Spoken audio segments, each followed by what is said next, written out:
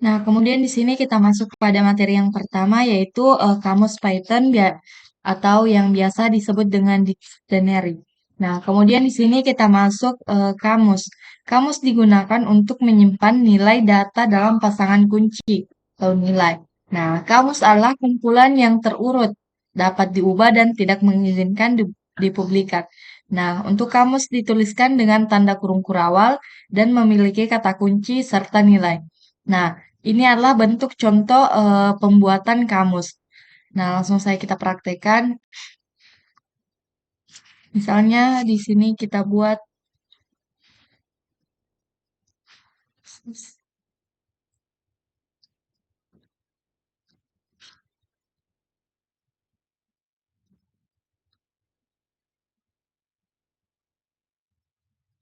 kemudian di sini kita isikan misalnya nih.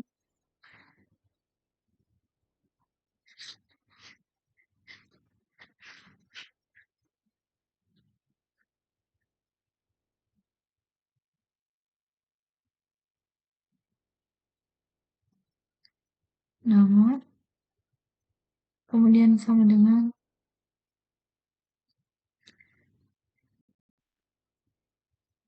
Nah, ini adalah bentuk cara pembuatan dictionary atau biasa yang disebut dengan atau artinya yaitu kamus.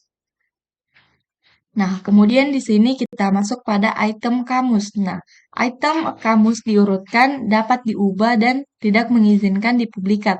Item kamus disajikan dalam pasangan kunci atau kunci nilai dan dapat dirujuk dengan menggunakan nama kunci. Oh iya, di sini NIM dan nama ini dia termaksud key atau kata kunci dan sedangkan yang S1 S1 22035 dengan ini merupakan value atau nilai dari kunci ini. Nah, di sini contohnya misalnya di sini yang dimana pada output print ini kita menuliskan yang pertama itu kita masukkan di sini nama dictionary-nya atau nama kamusnya. Kemudian di sini eh, kita isikan sesuai dengan apa yang ingin kita outputkan atau apa yang ingin kita keluarkan. Nah, contohnya seperti ini.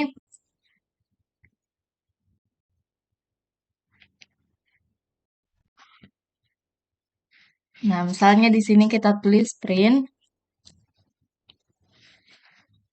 eh, print mahasiswa. Kemudian di sini misalnya kita ingin eh, keluarkan NIM. Nah,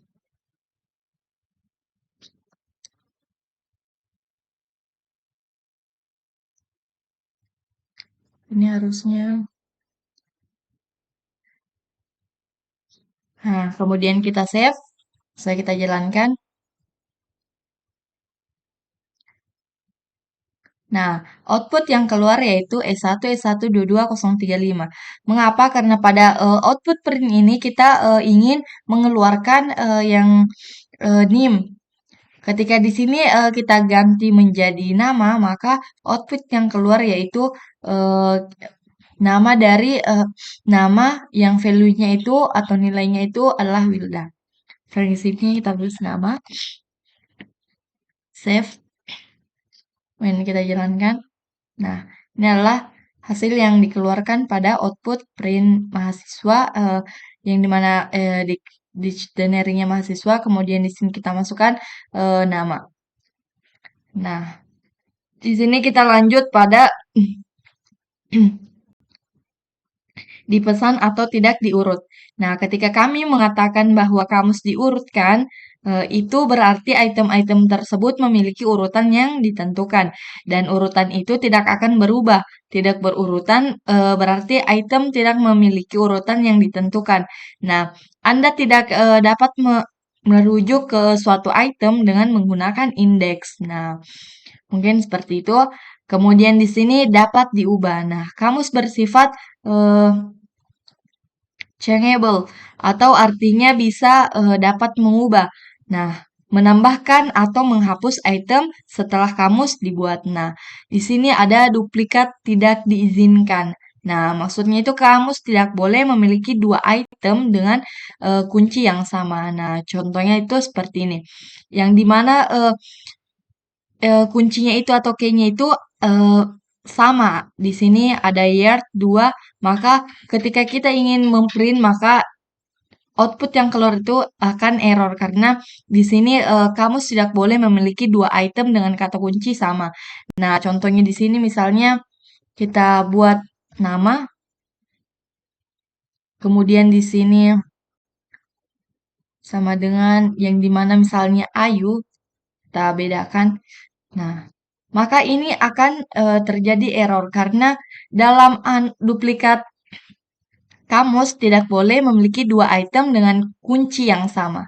Nah, inilah yang dimaksud. Maka eh, contohnya itu hasil yang benar itu seperti ini. Nah, kemudian di sini kita masuk panjang kamus. Nah, untuk menentukan berapa banyak item yang dimiliki kamus, gunakan len fungsi. Maksudnya di sini ketika kita ingin untuk menentukan berapa banyak item yang dimiliki pada kamus, maka kita menggunakan kata fungsi len. Nah, contohnya itu seperti ini. Nah, misalnya di sini eh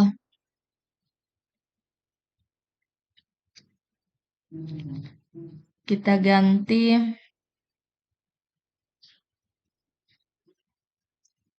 dan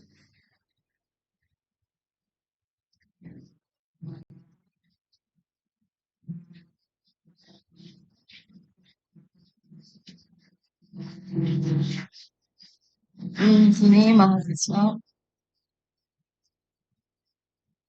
Nah, kemudian kita save, kemudian kita jalankan.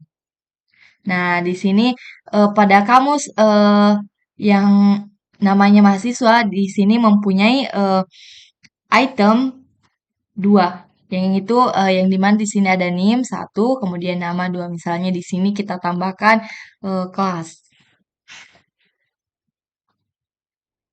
Kemudian di sini misalnya C.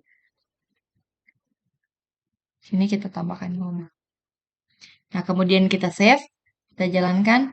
Nah, di sini akan berubah menjadi 3, yang dimana pada kamus mahasiswa ini terdapat 3 item dalam kamus. Nah, kemudian di sini kita masuk item kamus, tipe data. Nah, nilai dalam item kamus dapat berubah tipe data apapun. Nah, contohnya itu tipe data string, integer, boolean, dan daftar. Nah, contohnya itu seperti ini. Maksudnya itu dalam kamus dapat berupa tipe data apapun. Maksudnya kita dapat memasukkan tipe data apapun dalam kamus. Contohnya di sini ada brand Ford ini merupakan tipe data eh, string, ada juga tipe data integer, ada juga tipe data boolean, itu tidak masalah. Nah, kemudian di sini kita masukkan kemudian di sini kita masuk pada jenis atau dari perspektif Python, kamus didefinisikan sebagai objek dengan tipe data dig. Nah, misalnya di sini kelas dig. Nah, contohnya cetak tipe data kamus. Nah, contohnya itu seperti ini. Di sini kita memasukkan jenisnya atau tipenya. Nah, di sini kita ganti menjadi tipe. Tipe. Kemudian kita save, kemudian kita jalankan. Nah, di sini terbaca bahwa kelasnya itu termaksud dig. Dia termaksud dari kamus didefinisikan sebagai objek dengan tipe data dig. Nah, maksud yang dimana kita telah menceknya bahwa kita menggunakan type. Nah, sudah sesuai bahwa kamus ini merupakan tipe data kelas dig. Di sini sama dengan definisinya dari perspektif Python, kamus didefinisikan sebagai objek dengan tipe data dig. Nah, kemudian di sini kita masuk pada konstruktor ditch. Nah, dimungkinkan juga untuk menggunakan konstruktor ditch untuk membuat kamus. Nah, contohnya itu seperti ini, menggunakan metode ditch untuk membuat kamus. Nah, di sini nah, kemudian di sini kita masuk pada contohnya, misalnya di sini sama seperti ini ya, ini kita hapus saja. Kemudian di sini kita tambahkan misalnya ditch. Kemudian misalnya di sini nama sama dengan misalnya Wilda. Kemudian kita beri koma di sini misalnya umur eh, sama dengan misalnya 20. Nah, kemudian di sini misalnya eh, NIM misalnya 22035. Nah, kemudian kita save. Nah, ini adalah bentuk dari contoh dari penggunaan cara membuat menggunakan metode ditch. Nah, contohnya itu seperti ini. Nah, langsung saja kita save, kemudian kita jalankan. Nah, maka hasilnya itu akan muncul seperti tadi bahwa ini termasuk tipe data ditch. Nah, kemudian di sini kita masuk pada koleksi Python atau array. Nah, ada 4 tipe data kumpulan dalam bahasa pemrograman Python. Nah, yang pertama itu daftar. Daftar adalah kumpulan yang terurut dan dapat diubah, mengizinkan anggota diduplikat. Nah, sedangkan yang kedua yaitu tuple. Tuple adalah koleksi yang tertata dan tidak dapat diubah, mengizinkan anggota duplikat. Nah, tuple ini adalah koleksi yang tertata dan tidak boleh diubah. Kemudian ada set. Set adalah koleksi yang tidak berurutan, tidak dapat diubah-ubah, dan tidak terindeks. Tidak ada anggota duplikatnya. Kemudian ada kamus. Nah, kamus ini adalah kumpulan yang diurutkan dan dapat diubah eh, tidak ada anggota duplikatnya. Nah, contoh kamus tadi itu adalah beberapa contoh yang sebelumnya kita buat tadi. Kemudian di sini ada catatan item yang ditetapkan tidak dapat diubah, tetapi Anda dapat menghapus dan menambahkan atau menambahkan item kapanpun Anda mau. Nah, kemudian di sini eh, saat memilih tipe koleksi penting untuk memahami properti type atau properti tipe tersebut. Memilih jenis yang dapat untuk mengumpulkan data tertentu dapat berarti retensi makna dan dapat berarti peningkatan efisiensi atau keamanannya. Nah, Nah, kemudian di sini kita masuk pada Python Access Item Kamus. Nah, untuk mengakses item, Anda dapat mengakses item kamus dengan mengacu pada nama kuncinya atau key-nya. Nah, di dalam kita menggunakan tanda kurung siku. Nah, untuk mengakses item kamus, kita menggunakan tanda kurung siku.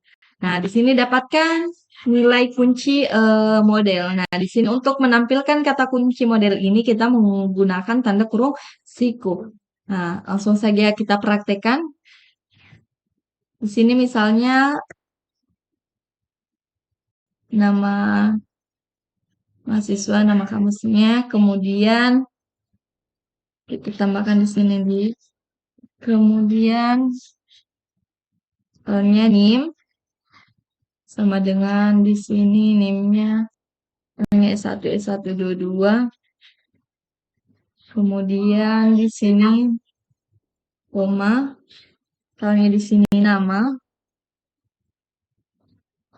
sama dengan di sini Wilda.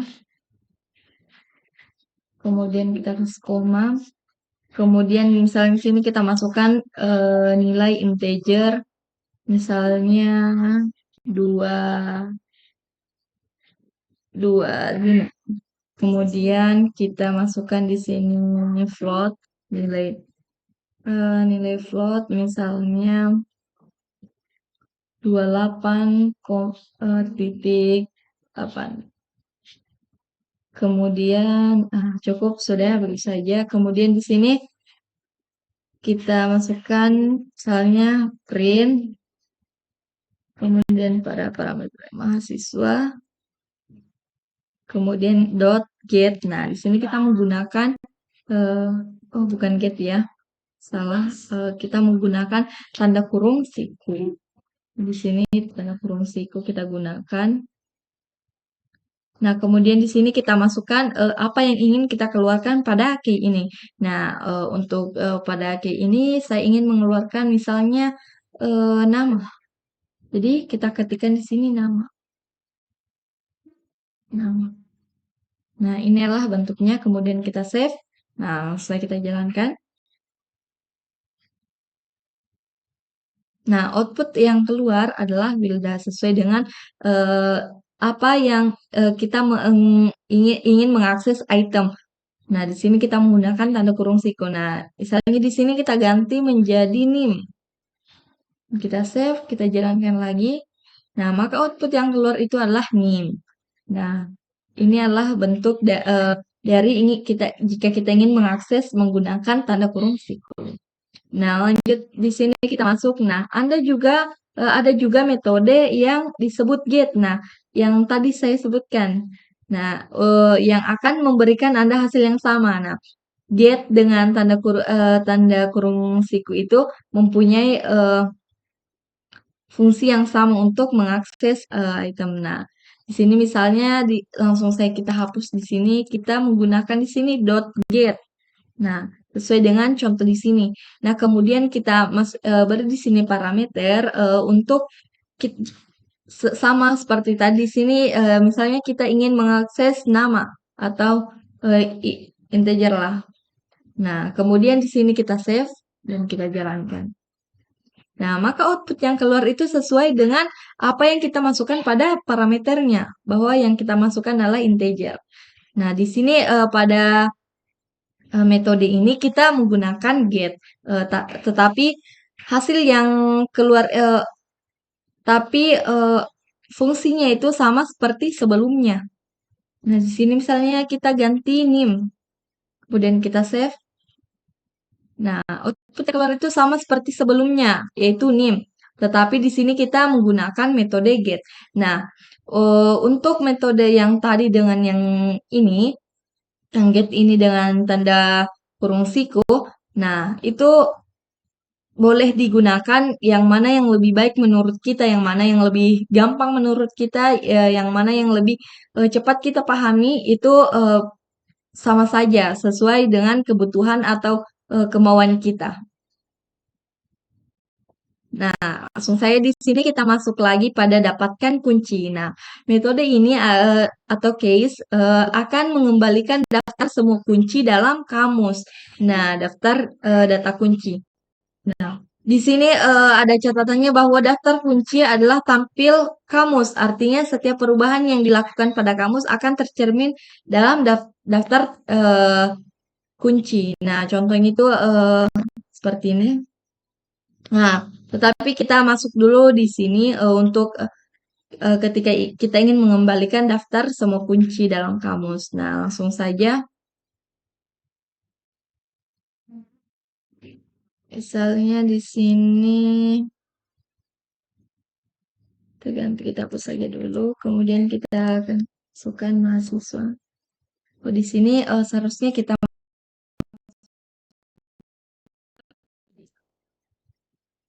kemudian inilah output yang dikeluarkan. Kemudian di sini kita print mahasiswa.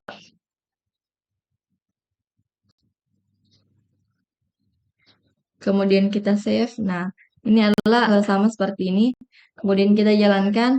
Nah, maka output yang keluar itu ada NIM, S1, nama Wilda, integer nilainya 25, float nilainya 28,8. Ya, ini adalah fungsi dari case untuk mengembalikan semua kunci dalam kamus. Nah, langsung saja ke contoh yang selanjutnya di sini.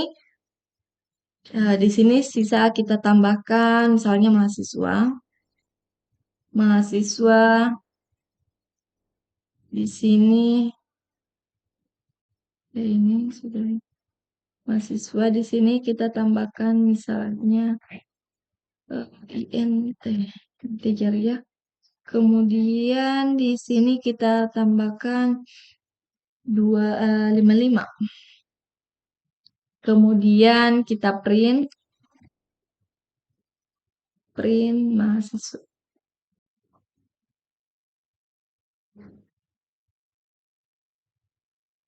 Kita jalankan. Nah, maka output yang keluar itu ada NIM S1 S12222, nama Wilda, integer nilainya 25, float nilainya 28,8. Nah, tetapi kan di sini kita sudah menambahkan item baru pada baris ini.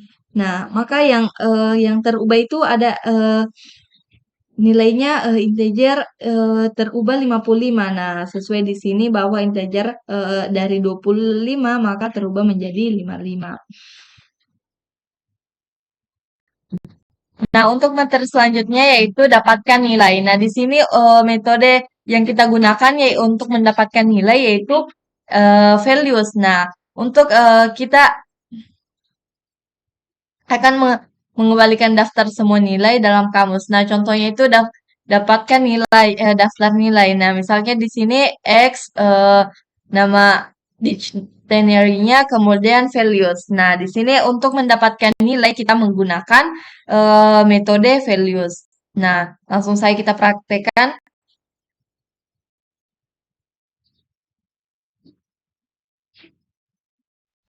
Nah, di sini case-nya ini kita ganti jadi values.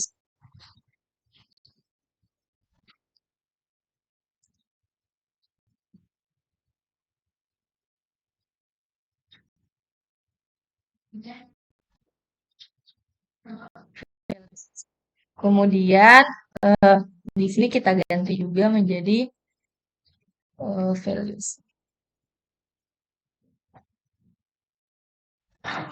Nah, kemudian save, kita jalankan.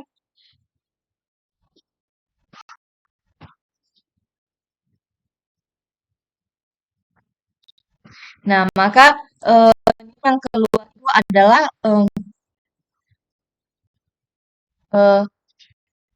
values atau dari key ini yaitu nilai S1, S122, kemudian key pada key nama ini terdapat nilainya Wilda, kemudian integer nilai 25 dan pula seterusnya. Ini saya kira. Kemudian daftar nilai adalah tampilan, artinya setiap perubahan yang dilakukan pada akan tercerminkan dalam nilai. Nah, maksudnya itu ketika kita melakukan value, ketika daftar nilai pada kamus itu, maka setiap perubahan yang dilakukan pada kamus akan tercerminkan di nilai. Nah, contohnya itu seperti tadi. Di sini kan pada output yang dikeluarkan di sini kan nilainya semua ini ada sesuai ya, sesuai dari nilai dari dictionary dari eh, NIM, nama, integer, float ini. Tetapi di sini saya menambahkan bahan, maka di sini ada 25. Tapi baris pertama ini sudah sesuai dengan definisi yang di sini. Langsung saja kita masuk pada selanjutnya yaitu di sini ada contohnya buat perubahan pada kamus asli dan lipat apakah daftar nilai juga diperbarui. Nah, contohnya itu seperti yang ini. Tetapi jawabannya itu tidak ya, karena di sini values-nya tetap, tetapi pada nilainya itu berubah. Nah, kemudian di sini tambahkan item baru ke kamus asli dan lihat apakah daftar nilai juga diperbarui. Nah, sesuai dengan penjelasan yang tadi ya. Nah, kemudian di sini dapatkan barang. Kita masuk pada dapatkan barang. Metode ini atau items akan mengembalikan setiap item dalam kamus sebagai tuple dalam daftar. Nah, misalnya seperti ini. Langsung saya di sini kita ganti.